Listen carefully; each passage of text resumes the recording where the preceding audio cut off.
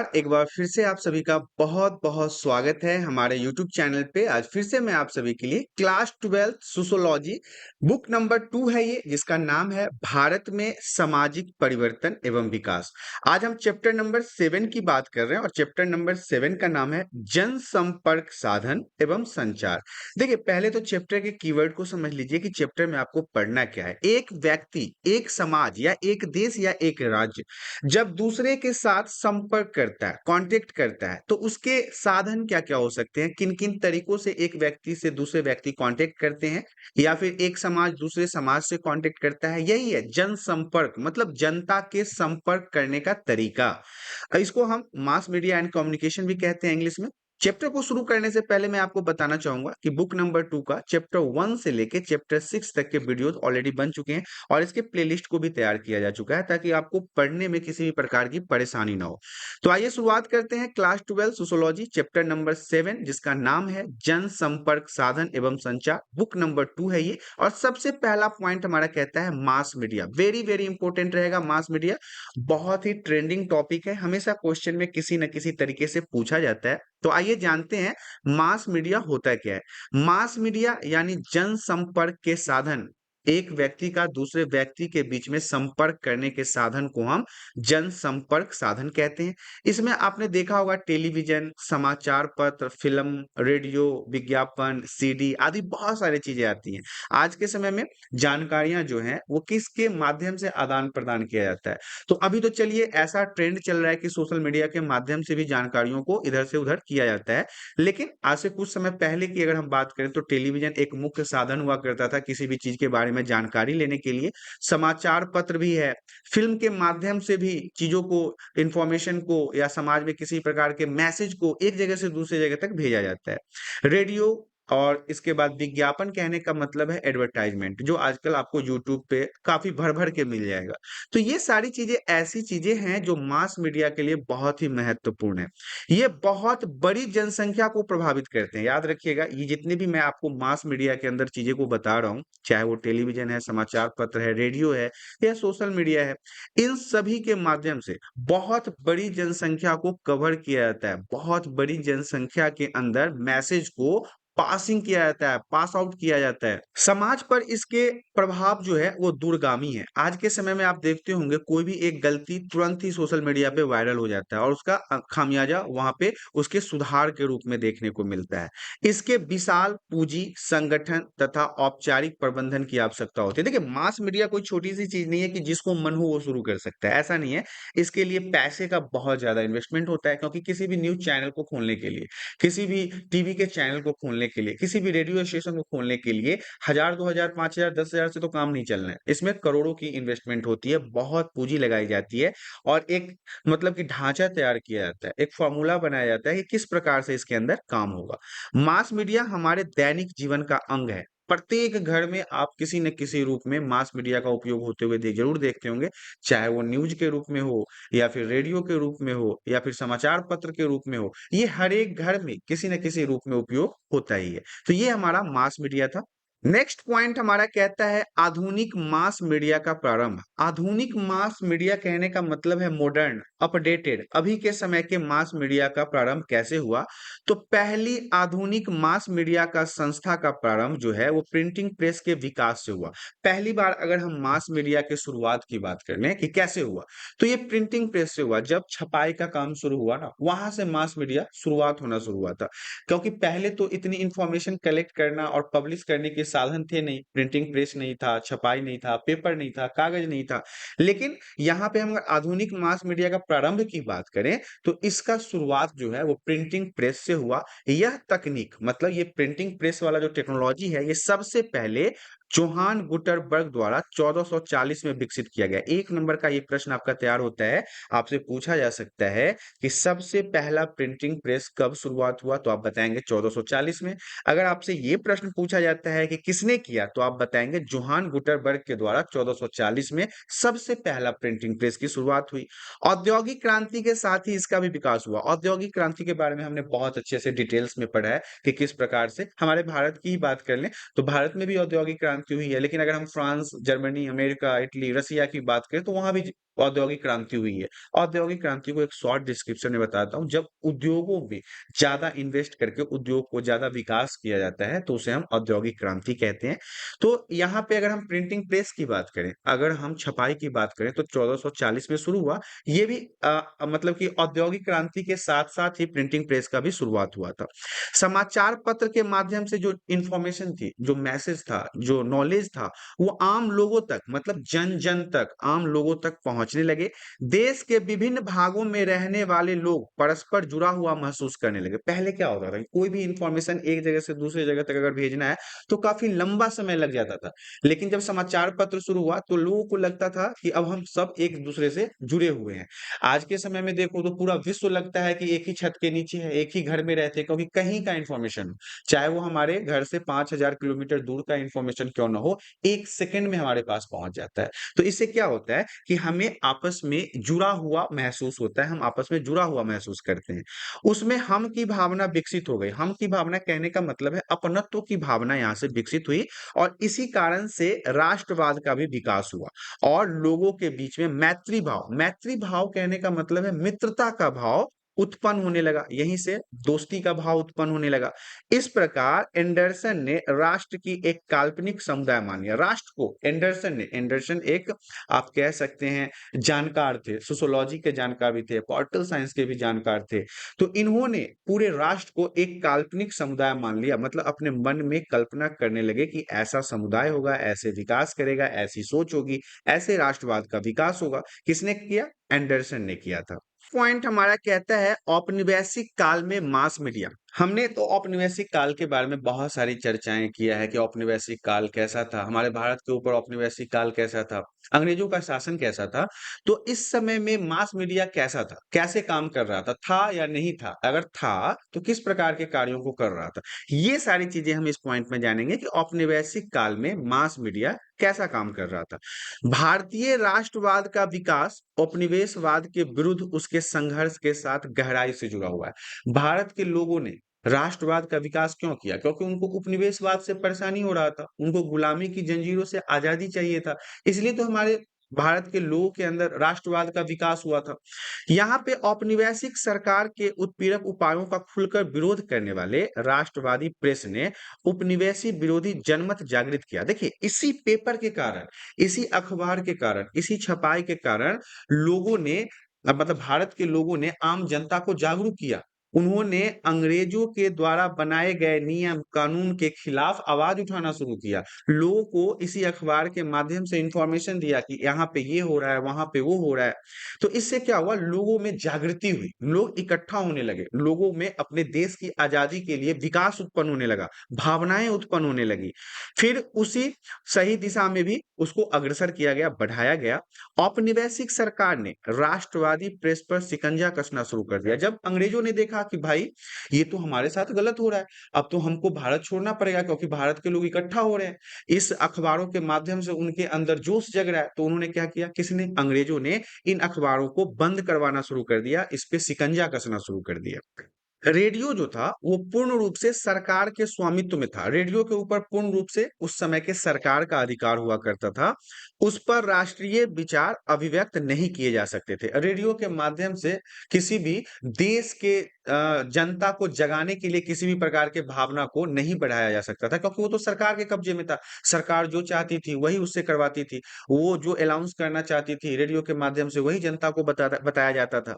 राष्ट्रवादी आंदोलन को समर्थन देने के लिए केसरी जो मराठी अखबार था, मातृभूमि जो मलयालम अखबार था, अमृत बाजार पत्रिका जो अंग्रेजी में था, उसे छापना प्रारंभ किया गया। अब देखिए, समझ लीजिए, राष्ट्रवादी आंदोलन को समर्थन करने के लिए, भारत के लोगों को और भावना जगाने के लिए, अपने देश को आजाद करवाने के लिए अलग अलग भाषाओं में अखबार को छापना शुरू किया गया। नेक्स्ट पॉइंट हमारा कहता है स्वतंत्र भारत में मास मीडिया। अब तो हमने अभी तक गुलामी के समय के मास मीडिया को पढ़ा था, क्योंकि औपनिवेशिक काल के मतलब क्या हुआ कि अंग्रेजों का जब यहाँ पे शासन हुआ करता था तब की बात है। अब हम बात करेंगे भारत जब आजाद हो गया 1947 के बाद, मास मीडिया अर्थात कि ये जो न्यूज़पेपर था या फिर न्यूज़ चैनल था, ये किस प्रकार से काम कर रहा था। हमारे पहले प्रधानमंत्री, सबसे पहले प्राइम मिनिस्टर जवाहरलाल नेहरू ने मीडिया को मतलब कि लोकतंत्र के लिए बहुत उपयोगी समझा। आज भी आपको पता है कि जो मीडिया है, उसे हमारे लोकतंत्र का एक स्तंभ कहा जाता है। प्रकार से जो पंडित जवाहरलाल नेहरू थे, उन्होंने भी लोकतंत्र को इसका पहरेदार कहा है। जब किसी भी चीज को सुरक्षित रखना होता है, तो उसके ऊपर पहरा लगाया जाता है ना। तो मास मीडिया को लोकतंत्र का पहरेदार कहा गया, ताकि लोकतंत्र को सुरक्षित रखा जाए। ये लोगों में राष्ट्र विकास तथा आत्मनिर्भरता की भावना भरता है। जो मीडिया होता है ना, वो लोगों में मतलब कॉन्फिडेंस जगाता है। विकास करने के रास्ते पे चलने के लिए उन्हें प्रोत्साहित किया जाता है। इसके अलावा सामाजिक कुरीतियों को दूर करने के लिए कहा पंडित जवाहरलाल नेहरू ने कि मीडिया एक ऐसा माध्यम है जो हमारे लोकतंत्र को बचा के रख सकता है। इसके अलावा समाज में जो जो परेशानियां हो रही है, जो जो दिक्कतें हैं, जो जो कुरीतियां हैं, उसको भी सही करने में मास मीडिया जो है वो काफी महत्वपूर्ण होता है। औद्योगिक समाज को तर्क संगत तथा आधुनिकता की ओर बढ़ने की प्रेरणा भी देता है। अपने समाज को आर्थिक स्थिति मजबूत करने में, औद्योगिक समाज का निर्माण करने में, संगत तर्क देने में, आधुनिकता की ओर बढ़ने में, ये जो स्वतंत्र मास मीडिया है वो काफी महत्वपूर्ण माना जाता है। नेक्स्ट पॉइंट हमारा कहता है मनोरंजन क्रांति। अब इंटरटेनमेंट के लिए भी बात कर लेते हैं। सूचना प्रौद्योगिकी में क्रांति के कारण मनोरंजन के क्षेत्र में जो क्रांति आई, उसे हम मनोरंजन क्रांति के रूप में जानते हैं। देखिए, आज के समय भी बहुत सारे ऐसे टीवी सीरियल्स हैं, बहुत सारे ऐसे फिल्म है, कार्टून है, गाने हैं, जो एक व्यक्ति को एंटरटेनमेंट करता है, उनका मन लगाए रखता है, उनका मनोरंजन करता है। तो सूचना प्रौद्योगिकी में आपने देखा है कि जो भी चीजें आपको मनोरंजित करती है, जैसे गाने हो गए, कार्टून हो गया, वीडियो हो गया, कोई सीरियल हो गया, तो वो सारी चीजें जो है, सभी चीजों को हम मनोरंजन क्रांति कहते हैं। आज के समय में टेलीविजन, कंप्यूटर, इंटरनेट आदि से सभी लोग जुड़ चुके हैं। आपको बच्चे बच्चे के हाथ में मोबाइल दिख जाएगा, मोबाइल में वो खेलते हुए गेम दिख जाएंगे, वे भी एक प्रकार का एंटरटेनमेंट ही है जो बच्चे आजकल कर रहे हैं। तो इस प्रक्रिया ने उनके जीवन को बदल दिया है आजकल। हाँ, जीवन को बदलने के मामले में आपको यहाँ पे बताऊंगा कि आजकल के बच्चे मतलब पहले के बच्चे की तरह नहीं रह पाए हैं। उनका भविष्य बिल्कुल अंधेरे में चला गया है, क्योंकि ये जो गेम है, ये जो शॉर्ट्स वीडियो आ रहे हैं, ये जो इंस्टाग्राम पे जो दिस दैट उल जलूल दिखाया जा रहा है, इससे बच्चे बनने के बदले बिगड़ते जा रहे हैं। और खासकर मैं ये कुछ गेम्स की बात करूंगा, हालांकि मुझे गेम्स के बारे में तो ज्यादा इन्फॉर्मेशन नहीं है। ये फ्री फायर वगैरह है जो हर बच्चा खेलना पसंद करता है, बच्चे बूढ़े जवान सभी लगे रहते हैं, और कहीं ना कहीं उनके जीवन इससे तहस नहस हो रहा है, वो भ्रष्ट होते जा रहे हैं, वो बिल्कुल अपने पथ से भटकते जा रहे हैं। मैं तो बच्चों से यही रिक्वेस्ट करूंगा कि आप गेम के ऊपर और सोशल मीडिया से थोड़ी सी दूरी बना के रखें, क्योंकि ये आपके आने वाले भविष्य के लिए सही रहेगा। यदि आप बिल्कुल पूर्ण रूप से इसमें लिप्त होते जा रहे हैं, तो कहीं ना कहीं आपका जीवन इससे नष्ट हो जाएगा। पॉइंट हमारा कहता है मीडिया के प्रकार। अब हम अभी तक मास मीडिया के बारे में पढ़ते आ रहे थे, अब हम मीडिया के बारे में पढ़ लेते हैं कि इसके प्रकार कितने प्रकार के होता है, ये कितने प्रकार का पाया जाता है। तो देखिए, मीडिया को ना दो भागों में बांटा गया है। पहला तो है इलेक्ट्रॉनिक्स मीडिया और दूसरा है प्रिंट मीडिया। अब हम इन दोनों को भी समझाएंगे आपको, प्रिंट मीडिया और इलेक्ट्रॉनिक्स मीडिया क्या है। इससे पहले हम आपको शुरुआत से समझाते हैं कि इलेक्ट्रॉनिक्स मीडिया क्या होता है। याद रखिएगा, प्रश्न आपसे पूछा जा सकता है। इलेक्ट्रॉनिक्स मीडिया में सबसे पहले नंबर पे रेडियो आ गया। देखिए 1920 में, 1920 में, याद रखिएगा 1920 में कलकत्ता तथा जो अभी के कोलकाता है, कोलकाता तथा चेन्नई में हैम ब्रॉडकास्टिंग क्लब ने भारत में शुरुआत किया था इसका, किसका, रेडियो का। और इसमें केवल 6 स्टेशन थे उस समय, टोटल 6 स्टेशन हुआ करते थे। समाचार प्रसारण आकाशवाणी द्वारा तथा मनोरंजन कार्यक्रम विविध भारतीय चैनल द्वारा प्रसारित होते थे। आज से कुछ समय तक पहले आपने देखा होगा कि कई सारे ऐसे प्रसारण थे, कई सारे ऐसी मास मीडिया थी जो रेडियो के माध्यम से या फिर टेलीविजन के माध्यम से प्रसारित होती थी। आज के समय में तो चलिए ये मास मीडिया बहुत विस्तृत हो गया, बहुत ही डिजिटल हो गया, बहुत ही इलेक्ट्रॉनिक आइटम्स इसमें आ गए हैं जो बहुत ही अपडेटेड है। लेकिन 1960 के दशक की अगर हम बात करें तो हरित क्रांति के कार्यक्रम प्रसारित किए गए थे। हरित क्रांति के, आपको पता है कि 1960 में ही हमारा हरित क्रांति भी हुआ था। उस समय की जो क्रांति थी वो भी विविध भारती अर्थात रेडियो स्टेशन के माध्यम से ही बताया गया था, जो इलेक्ट्रॉनिक्स मीडिया के अंतर्गत ही आता है। इसके बाद जरूरत के अनुसार अनुसार राष्ट्रीय, क्षेत्रीय तथा स्थानीय स्तरों पर इसकी सेवा की गई। आज के समय में अगर मैं आपको बता दूं तो हर जगह पे मतलब लगभग लगभग समझिए जितने भी डिस्ट्रिक्ट हैं या जितने भी स्टेट हैं, उस स्टेट में 10 से 12 न्यूज न्यूज बताने वाले या फिर रेडियो के ऊपर काम करने वाले, आपको प्रसारण करने वाले आइटम्स आपको मिल जाएंगे। तो ये पहले बहुत ज्यादा नहीं था। मैंने आपको क्या बताया कि 1920 के समय में कोलकाता और चेन्नई के आसपास सिर्फ और सिर्फ 6 स्टेशन ही हुआ करते थे। लेकिन आज के समय में देखो तो मेरे हिसाब से लगभग लगभग 42 से 45 तो आपको 2-3 स्टेट में ही मिल जाएंगे। तो ये बहुत बड़ा बदलाव हुआ है इलेक्ट्रॉनिक्स मीडिया में रेडियो को लेके। इसके अलावा आज के समय की अगर हम बात करें तो बहुत सारे ऐसे ट्रेंडिंग प्लेटफॉर्म है जहां पे मास मीडिया का प्रसारण होता है। और पहले की तरह अब अखबारों में भी बदलाव हुआ है, प्रिंट मीडिया में भी बदलाव हुआ है। ग्रामीण लोगों के लिए, जो गांव में रहने वाले लोग हैं, उनके लिए रेडियो का काफी लाभ हुआ करता था।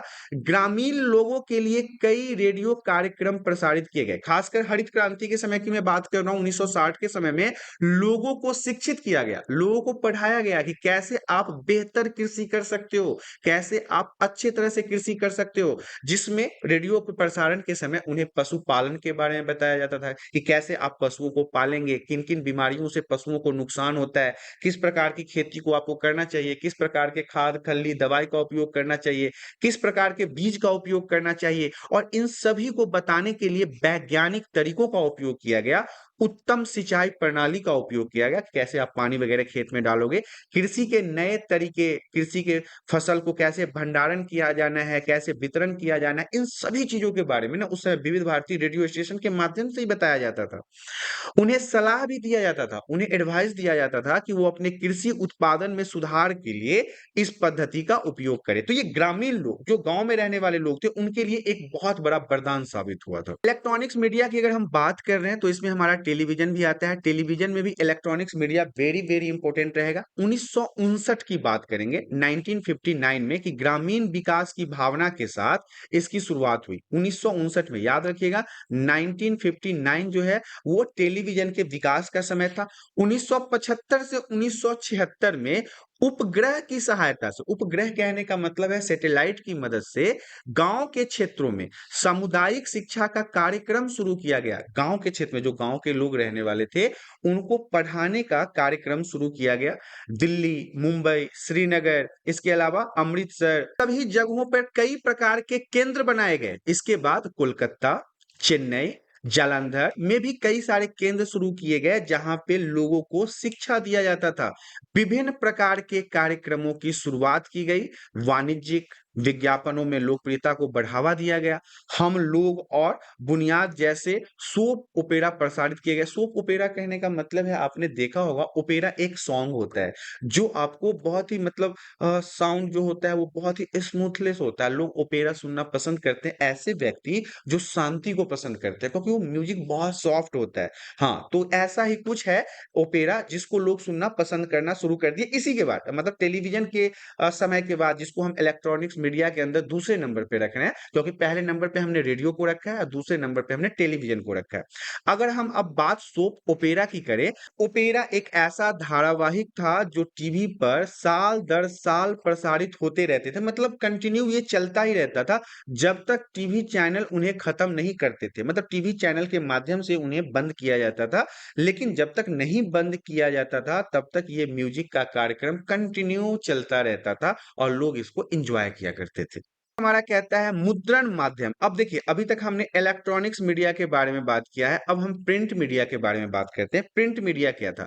तो शुरू में जो सामाजिक आंदोलन था, पहले मैंने आपको बताया था कि प्रिंटिंग प्रेस जो है वो 1440 के आसपास शुरू हुआ था। यहीं से तो अखबार छपना वगैरह शुरू हुआ और यहीं से राष्ट्रवाद का भी, मतलब कि देश के अंदर राष्ट्रवाद को, भावना को जगाने में ये बहुत मददगार हुआ। हालांकि 1440 बहुत पुराना समय है, क्योंकि उस समय किताबें छपनी शुरू हुई थी, बहुत सारे नॉवेल्स हम पढ़ने लोग शुरू किए थे। लेकिन जब भारत औपनिवेश काल में था, जब भारत के ऊपर अंग्रेजों का शासन था, उस समय ये प्रिंट मीडिया ही था जो लोगों के अंदर राष्ट्रवाद की भावना को जगा रहा था। राष्ट्र निर्माण में भागीदारी था प्रिंट मीडिया का। 1975 में सेंसरशिप व्यवस्था तथा 1977 में पुनः बहाली किया गया। आपको पता है कि इमरजेंसी के दौरान बहुत सारे सेंसरशिप इंदिरा गांधी की तानाशाही के कारण लगाई गई थी प्रेस पे, जो आजकल के समय में भी इसको एक काला दिन के रूप में ही देखा जाता है या फिर काला समय के रूप में ही देखा जाता है। स्वतंत्र प्रेस के ऊपर सेंसरशिप लगाया गया तो इसका प्रभाव आर्थिक रूप से भी देखने को मिला, राजनीतिक रूप से भी देखने को मिला, सामाजिक रूप से भी देखने को मिला, सांस्कृतिक रूपों से भी देखने को मिला। देखिए, समाचार पत्र जो है वो एक ऐसा स्वतंत्र निष्पक्ष होना चाहिए जो समाज में आर्थिक, राजनीतिक, सामाजिक और सांस्कृतिक पक्षों को मजबूत करे। लेकिन हमने ये भी देखा है कि इमरजेंसी के दौरान कैसे स्वतंत्र इन सभी न्यूज़ चैनलों पे या समाचार पत्रों पे बैन लगा दिया गया था, सेंसरशिप लगा दिया गया था, उन्हें अखबार छापने से मना कर दिया गया था, उनके दफ्तरों की बिजली काट दी गई थी ताकि इंदिरा गांधी के द्वारा किए गए तानाशाही वाले कार्यक्रम किसी को पता न चल सके। यहीं पे नेक्स्ट पॉइंट हमारा कहता है भारत में प्रकाशित होने वाले 10 प्रमुख समाचार पत्रों के नाम। देखिए, उस समय और अभी के समय तक हम भारत के 10 समाचार पत्रों के बारे में बात कर लेते हैं। ये 5 नंबर में वेरी वेरी इंपॉर्टेंट रहेगा एग्जाम के लिए, वेरी वेरी वीवीआई क्वेश्चन है ये। पहला तो है हिंदुस्तान टाइम्स जो हमारे यहाँ न्यूज़पेपर छापता है। दूसरा है दैनिक भास्कर, तीसरा है इकोनॉमिक टाइम्स, नेक्स्ट है हिंदुस्तान, फिर है नव भारत टाइम्स, फिर है अमर उजाला, पंजाब केसरी, दैनिक जागरण, द ट्रिब्यून और फिर टाइम्स ऑफ इंडिया। ये 10 पेपर का नाम आपको याद रखना है। ये वो अखबार है जो भारत में आज भी छापे जाते हैं और बहुत पुराने न्यूज़पेपर है ये हम इनका ना योगदान हमारे आजादी के समय भी रहा है। नेक्स्ट पॉइंट हमारा कहता है भूमंडलीकरण तथा मीडिया। अब इससे भी समझ लेते हैं कि भूमंडलीकरण क्या है। हालांकि हमने पहले के कई सारे चैप्टर में भूमंडलीकरण के बारे में विस्तार से पढ़ा है कि भूमंडलीकरण क्या होता है, लेकिन हम यहाँ पे भूमंडलीकरण को मीडिया के साथ जोड़ के देखते हैं, अखबार के साथ जोड़ के देखते हैं, न्यूज़पेपर के साथ जोड़ के देखते हैं। 1970 तक सरकार के नियमों का पालन किया गया। 1970 तक सरकार के नियमों का पालन किया गया। इसके बाद बाजार तथा प्रौद्योगिकी आदि के रूप में बदला गया। धीरे धीरे ना डेवलप होता गया, लोग धीरे धीरे बदलते गए। भूमंडलीकरण के कारण ही print media, radio, electronics media में परिवर्तन हुए और आज आप देख रहे हो कि कितना ज्यादा डिजिटलाइजेशन हो गया है कि रेडियो का भी ट्रेंड अब तो समाप्ति हो गया। आज के समय में रेडियो कौन सुनता है? बिल्कुल ही नहीं सुनता। अब तो लोग यूट्यूब, फेसबुक, ये इंस्टाग्राम, ट्विटर, लिंक्डइन, ये सभी मतलब कि डिजिटल की तरफ बढ़ गया है। ये सोशल मीडिया का उपयोग करते हैं हर चीज के लिए, गाना, सिनेमा, न्यूज, इन सभी के लिए लोग जो है वो बहुत ज्यादा अपडेटेड हो गए हैं। नेक्स्ट पॉइंट हमारा कहता है मुद्रण माध्यम। अब हम प्रिंट मीडिया में मुद्रण माध्यम को जान लेते हैं। नई प्रौद्योगिकियों ने समाचार पत्रों के उत्पादन और प्रसार को बढ़ावा दिया। बड़ी संख्या में चमकदार पत्रिकाएं भी बाजार में आई। अब देखिए, पहले जो न्यूज़पेपर आ रहा था वो सिंपल हुआ करता था, उसमें बहुत ज्यादा कलर वगैरह नहीं हुआ करते थे, इन्फॉर्मेशन हुआ करता था। लेकिन आज के समय में आप अगर प्रिंट मीडिया को देखो, अखबार को देखो, तो बड़ी बड़ी एक्ट्रेस का पोज रहेगा, बड़े ही मतलब बहुत ही अच्छी अच्छी चीजें आपको, बहुत ही रंगीन, कलरफुल, दिस दैट एडवर्टाइजमेंट रहेगा, बहुत सारी चीजें उसमें ऐड किया गया। तो ये जो है वो बाहर मतलब कि बाजार में अलग अलग तरह की पत्रिकाएं आई। पत्रिका कहने का मतलब है बहुत सारे ऐसे, जैसे कि सरस सलील है, इसके अलावा गृह शोभा वगैरह है। हालांकि अब इन सब का ट्रेंड तो बिल्कुल जाहिर है, अब तो लोग ऑनलाइन ही पढ़ना पसंद करते हैं, लेकिन उस समय हुआ करता था कि ये सारी पत्रिकाएं बाजार में बिकती थी। भारतीय भाषाओं के समाचार पत्रों में अचानक वृद्धि हुई हो गई। देखिए, मुद्रण माध्यम कहने का मतलब है कि लोकल लैंग्वेज में भी पेपर आना शुरू हो गया ना। महाराष्ट्र में भी मैंने आपको बताया है कि केसरी के नाम से आता था, ऐसे ही मलयालम पेपर था, इंग्लिश पेपर था, हिंदी पेपर था, संस्कृत पेपर है। अलग अलग लैंग्वेज में अलग अलग तरह के अखबारों की छपाई शुरू हो चुकी। नेक्स्ट पॉइंट हमारा कहता है कारण क्या था। तो देखिए, साक्षर लोगों में वृद्धि। अखबार ज्यादा इसलिए छपना शुरू हो गया क्योंकि अखबार पढ़ने वाले लोगों की वृद्धि होनी शुरू हो गई। ज्यादा से ज्यादा लोग अखबार पढ़ने लगे क्योंकि अब लोग पढ़ना शुरू कर चुके थे, पढ़े लिखे लोग ज्यादा हो रहे थे। छोटे कस्बे और गांवों में पाठकों की आवश्यकता शहरी पाठकों से भिन्न थी। अब जो गांव का इलाका था, जो छोटे शहर थे, जो कस्बे थे, वहां पे लोकल लैंग्वेज में पत्रिका आता था क्योंकि उन्हें इंग्लिश नहीं आती थी। बहुत सारे लोग हिंदी भी नहीं पढ़ते थे। अब जैसे मैं मलयालम की बात कर लूं जो केरल, या फिर कन्नड़ की बात कर लूं जो कर्नाटक में है, या फिर तमिल की बात कर लूं जो तमिलनाडु में है, या फिर तेलुगु की बात कर लूं जो आंध्र प्रदेश में है, तो इन लोगों के लिए इनके लोकल लैंग्वेज में ही अखबार को छापना शुरू किया गया और भारतीय समाचार पत्र इसे पूरा किया करते थे। उनके लोकल लोकल लैंग्वेज में उनको छाप के उन तक इंफॉर्मेशन को पास करते थे। नेक्स्ट पॉइंट हमारा कहता है टेलीविजन। देखिए, 1991 में भारत में केवल एक ही राज्य नियंत्रित टीवी चैनल दूरदर्शन हुआ करता था। आज के समय में आप देखो कि इतने सारे चैनल है और इतने सारे चैनल पे इतने सारे शोज आते हैं कि हर शोज किसी न किसी चैनल पे किसी न किसी का फेवरेट होता है। लेकिन मैं 1991 की बात कर लूं तो केवल एक ही चैनल हुआ करता था, वो था दूरदर्शन और लोग इसी को बहुत पसंद किया करते थे। अब गैर सरकारी चैनलों की संख्या कई गुना बढ़ गई है। आजकल के समय में आज भी दूरदर्शन है और ये गवर्नमेंट का चैनल है, सरकारी चैनल है। लेकिन आज इसके अलावा बहुत सारे चैनल है, स्टार प्लस है, स्टार भारत है, सोनी है, दिस दैट बहुत सारे चैनल है। 1980 के दशक में जहां दूरदर्शन तेजी से विस्तृत हो रहा था, वहां केवल टेलीविजन उद्योग में भारत के बड़े-बड़े शहरों में तेजी से पनपता जा रहा था। बहुत सारे विदेशी चैनल भी आए जैसे सोनी। सोनी चैनल पे बहुत सारे सीरियल आते हैं, लेकिन वो अपने देश का नहीं है, वो बाहर के कंट्री का है, वो विदेशी चैनल है। लेकिन अगर सही मायने में देखें तो भारत का एकमात्र दूरदर्शन ही चैनल है जो शुरुआत से भारत का सरकारी चैनल बन के रहा और अभी भी है। अभी आपने लॉकडाउन के समय देखा होगा कि उसपे रामायण वगैरह को रिपीट टेलीकास्ट किया गया था, या कोई भी न्यूज वगैरह जो होता है ना, वो गवर्नमेंट को सबसे पहले आती है, दूरदर्शन पे सबसे पहले चलाया जाता है। लेकिन एक बात का अंतर है कि वहां पे जो एंकर बैठते हैं, जो न्यूज बताने के लिए बैठते हैं, वो आपको चटपटा न्यूज नहीं देंगे, मतलब बहुत ज्यादा मेकअप करना, जैसे और न्यूज चैनल वगैरह हैं। जैसे कि मैं आज तक की ही बात कर लूं तो वहां पे आप देखोगे पूरा बिल्कुल ब्यूटी क्वीन बन के आती है वहां के न्यूज एंकर सब। ऐसा कुछ आपको दूरदर्शन पे नहीं मिलेगा। वहां पे सिंपल आपको इन्फॉर्मेशन दिया जाएगा और उन्हीं के इन्फॉर्मेशन से ज्यादातर ये लोग जो है अपने न्यूज का निर्माण करते हैं। मैं आपको यहाँ पे कुछ और चैनल का नाम बता देता हूँ, जैसे स्टार प्लस है, स्टार नेटवर्क है। तो ये सारे चीजें जो हैं वो हिंदी चैनल बन गए, लेकिन ये गैर सरकारी है, ये सरकारी चैनल नहीं है। अधिकांश चैनल हफ्ते में सातों दिन और दिन में 24 घंटे चलते ही रहते हैं। समझ लीजिए कि ये 24 घंटे चलने ही वाले चैनल है, कुछ ना कुछ इसमें चलता ही रहता है। रियलिटी शो की बात करें तो इसमें आपको हंसी मजाक जैसे बहुत बड़ी संख्या में आपको यहाँ पे चैनल पे प्रोग्राम मिल जाएगा, जैसे कि Kaun Banega Crorepati, Bigg Boss, Indian Idol dance Indian, या फिर गाना गाने वाला कुछ हो। बहुत सारे ऐसे हैं यहाँ पे शो जो वास्तविक प्रदर्शन दिन भर में लोकप्रिय होते जा रहे हैं। आजकल के समय में ये लोग ना बहुत ज्यादा देखना पसंद करते हैं। आज के समय में आप बिग बॉस को ले लो तो बिग बॉस कैसा सीरियल है? ये तो आपका मतलब कि समझ लो कि घर की लड़ाई को दिखाते रहो, दिखाते रहो, दिखाते रहो। और लोग, मैं तो ये नहीं समझ पाता कि दुनिया में कितने बेवकूफ लोग हैं जो दूसरों के घर में अंट-शंट देखते रहते हैं। अब ऐसा होना भी लाज़मी है, क्योंकि आपको पता है कि हमारे भारत में इतनी बेरोज़गारी है, लोगों के पास कोई काम-धंधा नहीं है।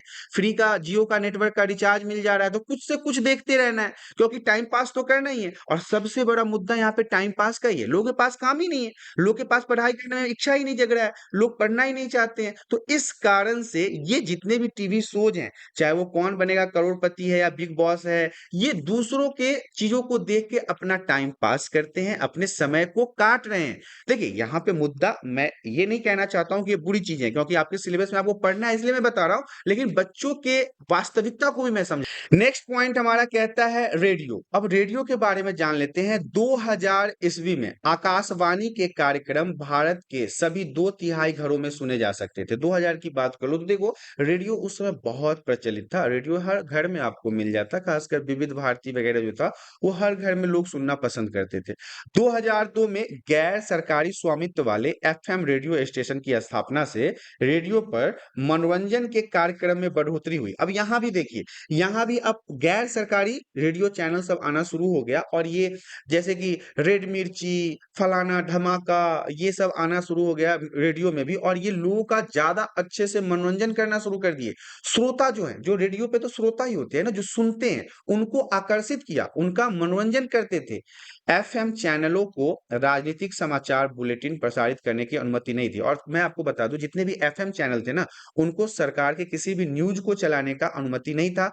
अपने श्रोताओं को लुभाने के लिए दिन भर वो हिट पर हिट गाने प्रसारित करते हैं, जैसे कि रेडियो मिर्ची हो गया, दो फिल्मों, रंग दे बसंती, मुन्ना भाई, ये सारे वो प्रोग्राम थे जो रेडियो पे संचार किए जाते थे, रेडियो पे चलाया जाता था। भारत में एफएम चैनल को सुनने वाले घरों की संख्या में स्थानीय रेडियो द्वारा नेटवर्क जो था, उसके सीन में विश्वव्यापी परिवर्तन आपको यहाँ पे देखने को मिला। बहुत ज्यादा बदलाव हुआ। आज के समय में आप बहुत सारे लोगों से पूछो तो नए बच्चे जो हैं वो विविध भारती को जानते भी नहीं है, लेकिन कुछ ऐसे बच्चे हैं या कुछ ऐसे बुजुर्ग मिल जाएंगे जो आज के समय भी एफएम वगैरह में कुछ प्राइवेट एफएम चैनलों को सुनते हैं। नेक्स्ट पॉइंट हमारा कहता है शिक्षा के क्षेत्र में जनसंचार माध्यमों का योगदान। अब शिक्षा की बात कर ले, एजुकेशन की बात कर ले, तो आज आप जिस माध्यम से मेरे से पढ़ रहे हो, यूट्यूब के माध्यम से, ये भी एक एग्जाम्पल हो जाएगा इनमें, क्योंकि ये भी एक मास मीडिया का ही अंग है, क्योंकि शिक्षा के क्षेत्र में जनसंचार का बहुत बड़ा योगदान है।